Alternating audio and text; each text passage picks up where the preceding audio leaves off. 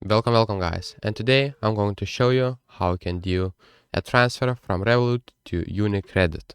So what you'll need to do is just open up your Revolut app and right here click on the payments in the bottom of your screen.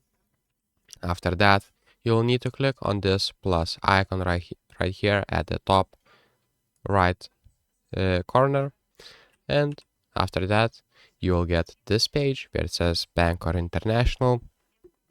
So if you're from Italy, select a bank, and if you're from somewhere else, just select international. And after that, you'll need to select right here the proper info. So right here for the country, enter Italy. Select, of course, if it is individual or business transfer.